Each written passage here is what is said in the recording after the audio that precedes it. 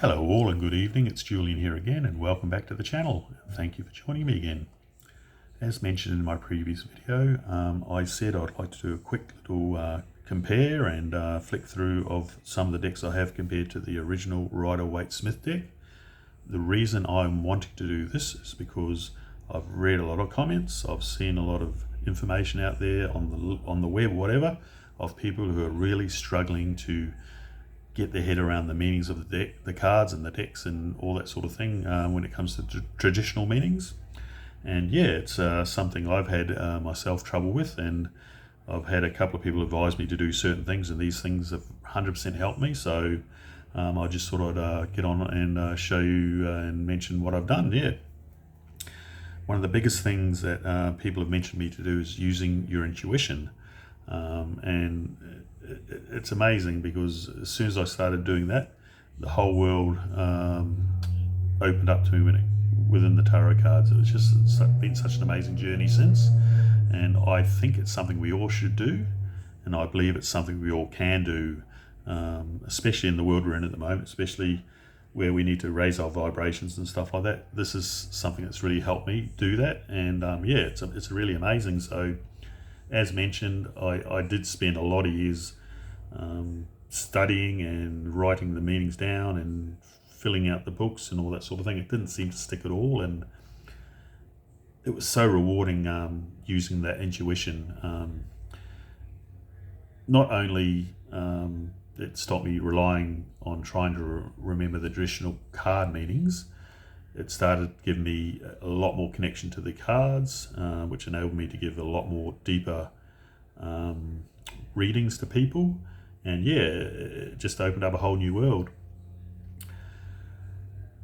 Another thing with intuition is when you start using it, you start to sort of exercise that muscle, and we've all got it. We just need to sort of open it up and do it. This enables you to choose the decks you need. It also enables you to sort of follow your gut in certain things, and yeah, it's just something that helps you all around. With also the intuition, it does help you in readings because, I guess it is dependent on the question you're asked, the person, the energy you're getting from the person. But not only it helps you with that, but it also helps you with the deck you need to choose for that person and for that reading, the spread you're going to use, all those sort of things. So it's really, really amazing how the intuition has changed things for me, and using different decks has changed things for me because, every deck has a different energy and a different way of interpreting it depending on obviously what you're being questioned on at the time. I do understand that I'm not an expert in this field. I'm still learning myself, but if anyone out there is struggling, this is one of the ways that certainly helped me, and I'm hoping it'll help you too. So yeah, that's great. One of the main things that helped me is by using different decks, especially the decks which you've chosen, as mentioned before. And these decks you generally have a connection with, and they speak directly to you, so that really, really helps. Bottom line is this video is going to be all about that sort of thing, where I will cover other tips and things in other videos.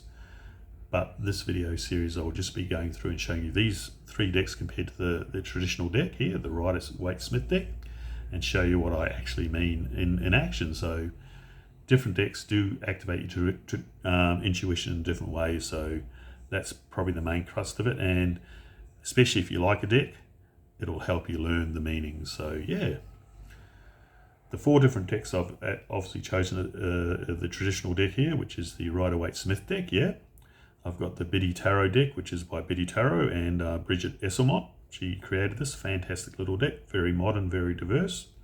I've also got the Lightseers Tarot deck by Chris Ann. Once again, a very, very modern and diverse deck. Wonderful deck. And final deck I'd like to use is the Wild Unknown Tarot deck. I have a real affirmation and connection to animals, and this is a really wonderful deck. It's got all the different things around energy and all that sort of thing, and I found it really, really great. Okay, so with this series, I'd like to start off with obviously doing part of the Major Arcana. I'll start off with the Fool. So yeah, I'll get onto this in a bit more detail in the next video. So thanks again for jumping on.